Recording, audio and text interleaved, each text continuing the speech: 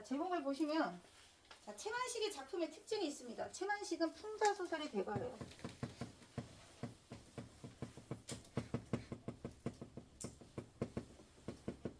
그래서 어떤 방식으로 풍자하고 있는지 찾으셔야 되거든요. 그러니까 이 사람의 특징이 일단 태평천하라는 말 자체가 일제강점기의 현실을 바라보는 윤직원 영감의 관점을 나타내는 거잖아요. 반어적으로. 제목을 반어법을 사용해서 풍자 효과. 그 다음 두 번째. 이 작품은요. 전지적 작가 시점의 형태를 취하게 됩니다. 전지적 작가 시점의 형태에서 작가가 서술자인 작가가 직접 주관적인 자신의 견해를 이야기를 해줘요. 마치 판소리 노래 들려줄 때 판소리 해주는 창자가 보통 관객들에게 말을 건넬 때가 있거든요. 자, 관객 여러분한테 말을 건넬 때 주로 어떤 표현을 쓰죠? 경원체의 표현을 쓰겠죠. 여러분 윤두꺼비 영감의 외모 풍채 한번 보실라요? 하면서 두꺼비 같은 형체를 하고 있는 욕심이 드글드글 많은 탐욕스러운 윤두꺼비 영감을 자신이 굉장히 부정적으로 비판적으로 바라보고 있다는 것을 주관적인 입장에서 직접 이야기를 관객들에게 전달해요. 이런 게 만약에 소설에 쓰이면 편집자적 논평이라고 했습니다. 판소리 사설체의 영향을 받은 문체를 가장 많이 쓰는 게 채만식의 특징이에요. 판소리 사설체. 마치 판소리 창자가 이야기를 들려주는 듯한 문체. 그럼 어떤 효과가 있냐면 작가가 비판적으로 바라보고 있는 인물에 대해서 똑같이 독자들도 부정적으로 이 인물을 바라보게 되는 효과가 있어요. 작가, 서술자인 작가와 독자가 인물을 바라보는 관점이 동일시된다. 그리고 판소리 사설체는 인물과 거리감이 매우 가깝게 느껴져요. 거리감이 많이 줄어드는 그런 효과. 마치 이제 공연을 보러 가면 생생하게 막 그 현장에서 공연을 할 때 인물과의 거리감이 막 좁혀지는 것처럼 판소리 사설체를 누구보다도 잘 쓰는 작가다라는 거 알아두시고요. 제목에서 보여지는 것과 마찬가지로 윤두꺼비 윤직원 영감부터 돈이 많았던 게 아니에요. 이 윤직원 영감은 사회주의 운동가나 화적폐 불황당패를 엄청 싫어한다고 해요. 근데 이 사람이 말하는 화적폐 불황당패는 사실 동학농민 운동 당시 의병 활동했던 사람. 그리고 일제강점기 때 사회주의 운동이 막 붐을 일으켰다고 했거든요. 이들의 공통점이 뭐게? 돈 많은 지주들, 악덕 지주들의 재산을 다 빼앗아서 가난한 수탈했던 그 가난한 농민들과 백성들에게 나눠주는 거거든. 윤용규 영감이 별명이 말대가리의 노름꾼이었어요. 근데 어떻게 노름 크게 한탕 터져가지고 그 돈으로 땅을 사가지고 지주가 된 거야. 근데 아주 고리대금으로 사람들 피 빨아먹는 착취 않은 악덕 지주였어. 그래서 당시 윤용규가 동학의병단에 의해서 죽임을 당해요. 그래서 윤직원 영감에게는 화적폐 불황당이 없는 세상이 지금이 태평한 시절이라고 이렇게 느끼고 있는 거야. 자, 그렇게 아버지가 죽고 난 다음에 윤두꺼비가 이제 직원이라고 하는 벼슬을 산 거예요. 그러니까 이제 마을에서 가장 좀 덕망 있고 학문적인 그런 어떤 소양이 높은 사람, 존경을 맞이하는 사람들을 직원이라고 하는데 이게 지금 매간매직이 가능했어. 그래서 돈이 많은 윤직원 영감이 돈을 주고 직원 자리를 벼슬을 얻은 거예요. 자, 1, 2, 3, 4번은 뭐냐면 윤직원 영감이 생각하는 가문을 빛낼 수 있는 집안을 일으키는 네 가지야. 첫 번째, 이렇게 악덕지주 노름꾼으로 의병에 의해 죽었던 자신의 아버지를 무슨 영의정, 좌의정, 정승판서 다 지낸 조상님들의 몇 대손 이런 식으로 가짜 족보를 만든 거예요. 가짜 족보. 가짜 족보를 만들어서 신분 세탁을 합니다. 근데 이제 이렇게 큰 돈을 들여서 신분 세탁까지 했건만 정작 사람들은 윤영규와 윤직원 영감에 대한 견해가 달라지진 않아. 왜냐면 족보 바꿨다고 해서 사람이 달라지는 건 아니잖아요. 그래서 그 많은 돈을 들이고 했음에도 불구하고 조금 많이 아쉬움이 남는다 하는 그런 대목이 첫 번째 장면이고요. 그 다음에 이제 두 번째는 벼슬을 샀어. 그리고 화적폐와 불황당패가 없는 이유는 일본이 조선으로 들어와서 순사를 쫙 깔아놓으니까 화적폐와 불황당패가 없는 거야. 일본 군인이 나의 재산을 지켜주고 조선을 아주 안전하게 보호해주고 있다. 이게 이 사람의 생각인 거야. 그래서 지금이 태평천하라고 생각하는 이 윤직원 영감이 유일하게 자신의 뒤를 이어나갈 아주 괜찮게 정신 올바로 박힌 사람은 종합에 한 명밖에 없다고 생각해요. 아들은 이미 사치와 향락으로, 그러니까 이제 재벌 2세인 거죠. 재벌 3세가 되나? 이때가 재산이 제일 많이 불어났으니까 아버지 재산 축내는 아주 몹쓸로 사회적으로 좀 부도덕하기도 하고요. 얘가 대표하는 인물은 뭐냐면 대화기 지식인들의 모습은 거의 대부분 나약하거나 사치와 향락으로 자신의 삶을 갉아먹거나 그런 면이 없잖아 있었어요.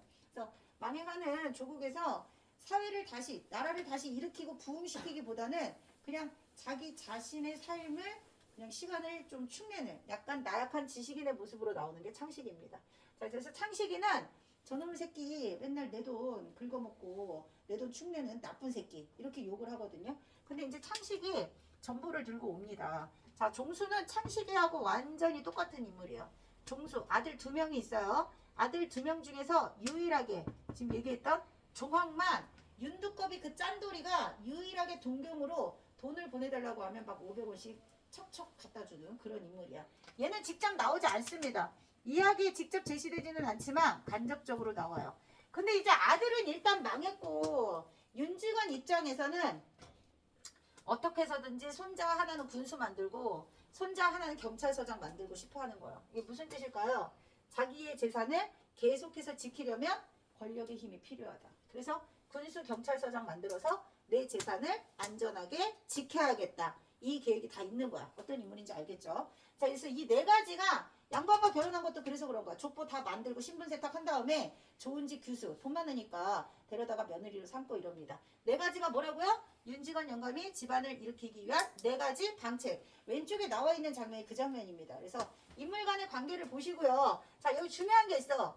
뒷장에 나오는 장면은요. 그렇게 믿었던 종학이 사회주의 운동하다가 경시청에 피검되었다라는 전보가 오게 됩니다. 그래서 전보의 역할. 전보는 사건의 흐름을 완전히 뒤바꿔 놓게 됩니다. 믿었던 종학이 결국은 윤직원 영감을 몰락시키는 역할을 한다. 자, 여기까지 기억하시면 되고요. 책 볼게요. 101쪽입니다. 101쪽. 자, 윤직원 영감에게 족보는 뭘까요? 족보. 가짜지만 신분 세탁을 해서라도 어떻게든 자기 재산을 지켜나가고 그리고 좀 허영심이 좀 있었죠. 사람들한테 무시당하지 않고 세속적인 욕망을 실현시키기 위한 수단이었다. 1번이에요. 자, 근데 이제 족보를 만들기는 했지만 족보 만드는 일이 꽤 쉬웠다. 이게 어려운 일이 아니었던 거예요. 자, 그래서 거기 속담 나오죠? 땅 짚고 헤엄치기. 그런데 족보를 땅 짚고 헤엄치기. 족보 속이는 일이 그렇게 어렵지가 않았다. 그 다음 2번째는요. 족보로 신분 세탁은 했으나 아쉽다 많이. 아쉬움이 남는 이유는 딱 그거야. 사람들이 자신을 대하는 태도가 바뀌지 않았기 때문에. 그래서 어떻게든 이 좋은 집안의 출신이라는 걸 내세우면 사람들이 자신을 좀 우러러 받들거나 존경에 맞이하지 않을까 하는 기대와 달리 아쉬움이 좀 많이 남는다. 돈은 많이 들였으나. 자, 그 다음 2번, 5번입니다. 자, 서술자가 경호체를 쓰는 건 뭐의 영향이라고 했어? 판소리 사설체의 영향이라고 했습니다. 자, 판소리 사설체에서 편집자적 논평.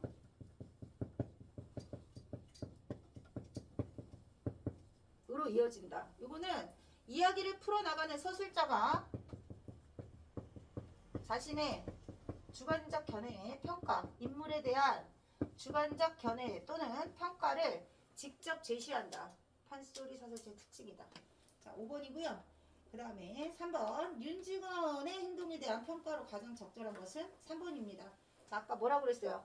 족보도 샀고 했지만 실속은 없다. 3번. 그 다음에 4번 3번입니다. 자, 족보를 외우면서 환심을 사려는 사람이 있었다. 자, 왼쪽에 100쪽에 잠깐 보셔야 돼요. 어디 보시냐면 중간에 3번째 문단. 자, 신시성 가진 친구 거기 찾아보시오. 신시성 가진 친구 니은 밑에 있어요. 니은 밑에 신시성 가진 친구를 잔나비라고 6장 놀려주면 그러던 끝에 그 신씨가 동물원에 가서 잔나비를 보면 어찌 생각이 이상하고 내가 정말 잔나비거니 여겨지는 수가 있답니다. 이게 무슨 소리냐면 판소리 여기 아까 얘기했던 거 서술자가 직접 얘기하고 있는 부분이요. 거기 바로 치세요. 지금 얘기했던 거. 자, 신시성 가진 친구를 보면 있답니다. 거기까지.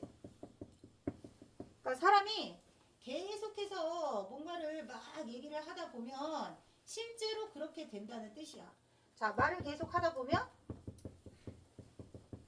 진짜 그렇게 될 거라고 믿을 수 있다는 얘기죠. 서술자의 부연 설명입니다. 여기가 서술자가 자신의 생각을 덧붙여서 설명을 곁들인 부분이에요. 자, 이 부분이 판소리 서술체의 특징이 나타나 있는 부분이고요. 그 밑에 또 줄 치셔야 돼요. 자, 그 푼수로 누구 사음이나 말음이에요. 말음 한 자리 얻어 할 양으로 보비나 해 주려는 사람. 보비는 비를 맞춰준다 이런 뜻이에요. 거기 줄 치시고. 자, 윤두꺼비 거기 줄 치세요. 사람 빠지. 윤두꺼비는 그 신편 족보를 외워가지고 다니면서, 그러니까 이렇게 만든 가짜 족보를 외워가지고 다니면서 매일 몇 번씩 윤정승 아무개 씨의 몇 대손 윤두섭 씨, 윤판사 아무개 씨의 제 몇 대손 윤두섭 씨 이렇게 대고 불러주었으면 가족보나마 저기 실감이 나서 듣는 당자도 좋아하고 하겠지만 줄 치세요. 어디 그리 그런 영리하고도 실없는 사람이 있나요? 자, 거기 보시면 영리하고도 실없는 사람이라고 했어. 자, 이 말인즉슨 윤직원 영감이 좋아하는 그 족보 내용을 달달달달 외워서 그 사람들을 그렇게 불러주는 것은 말음 한 자리라도 어떻게든 윤직원 영감 눈에 들어서 윤직원 영감 기분 좋게 만들어서 말음자리를 얻으려는 영리한 머리로. 그런데 그런 쓸데없는 족보를 줄줄줄 외우고 다니는 가족보를 외워서 사람들이 그거를 써먹으려고 하는 것 자체는 실없는 짓거리다. 이런 뜻이에요. 좀 이중적이에요. 자, 그런 사람은 없다. 그래서 4번에서 아까 말한 족보를 외우면서 환심을 사려는 사람이 있었다가 아니라 없었다고. 그런 실없는 짓거리는 아무도 하지 않는다. 그러니까 윤직원 영감이 큰돈 들여서 족보를 만들었지만 실속은 없다. 이 장면 중요하다. 자, 그럼 넘기세요. 자, 두 번째 장면은 아까 얘기했던 전보를 받고 윤직원 영감의 몰락을 암시하는 결말 부분이고요. 마지막에 윤직원 영감이 태평천하라고 외치는 이 장면이 클라이막스라고 보시면 됩니다. 문제 바로 보시면 돼요. 자, 윤직원 영감에 대한 서술자의 태도로 바르게 지적한 것은 4번입니다. 자, 중립적인 것으로 보이지만 사실 비판적. 동그라미 치세요. 풍자를 어떻게 하고 있습니까? 윤직원 영감, 여기 등장하는 인물들의 대화 행동을 보시면 특히 윤직원 영감을 우스꽝스럽게 희화화시킨 장면들이 굉장히 많이 나옵니다. 그래서 윤직원 영감이 얼마나 짠돌이고 얼마나 인색하고 얼마나 개팍한 인물인지 나타내는 일화들도 있고요. 마지막 부분에 자신이 믿었던 그 종아기에게 엄청난 분노의 저주를 막 퍼붓습니다. 욕을 한 사발 하면서. 그래서 윤직원 영감을 비판적으로 바라보고 있다는 것은 행동을 통해서 4번. 그 다음 2번 전보의 기능 중요합니다. 별표입니다. 자, 시점은 바뀌지 않고요. 작품 전반적인 분위기를 전환시켜서 이 글에서 나오는 풍자 대상인 윤직원 영감이 몰락할 것이라는 걸 암시한다. 4번. 그 다음에 4번입니다.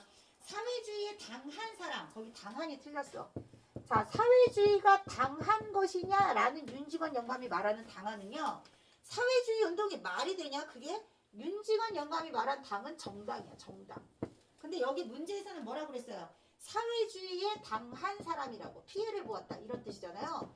사회주의에 피해를 보았다. 이게 아닙니다. 그래서 말이 틀렸다. 4번. 그 다음 4번 윤직원 영감의 심리는요. 논란과 분노입니다. 자, 그 다음 5번에 신아리랑. 자, 일제강점기에 당시 현실을 아주 사실적으로 그린 아리랑입니다. 자, 무산자. 재산이 없는 자, 재물이 없는 자. 누구냐? 탄식하지 마라. 부귀와 빈천은 돌고 돈다. 간발을 하고서 주먹을 쥐고 용감하게도 넘어간다. 받을코 줄 치세요. 받을코 집 잃은 동무들아. 이게 당시 일제강점기 우리 동포들의 실생활입니다. 어디로 가야만 좋을까냐? 개나리 보침을 짊어지고 아리랑 고개로 넘어간다. 자, 이거는요. 일제히 수탈로 인해서 여기저기 유랑민으로 전락해버린 당시 민중의 고통을 노래하고 있는 신아리랑이라는 작품입니다. 이런 시절을 태평천하라고 보는 윤직원 영감은 왜곡된 현실관을 가지고 있다. 자, 윤직원 영감과 똑같은 세계관을 가지고 있는 사람, 요거 껍질 따니는 교과서 수록되어 있는 학교가 있습니다. 그래서 껍질 따니는 내신 문제 생활여고 교과서 문제. 그리고 나머지 학교 선생님들이 같이 연계해서 문제 내십니다. 미스터방하고 이상한 선생님. 자, 이상한 선생님은 조금 출제율이 낮기는 하는데 미스터방이 하도 연계돼서 많이 나와서 이상한 선생님까지 같이 나올 수 있어요. 요거는 연계 작품이다. 뭐예요? 기회주의자.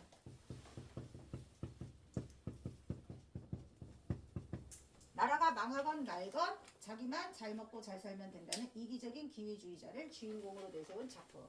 자, 여기까지.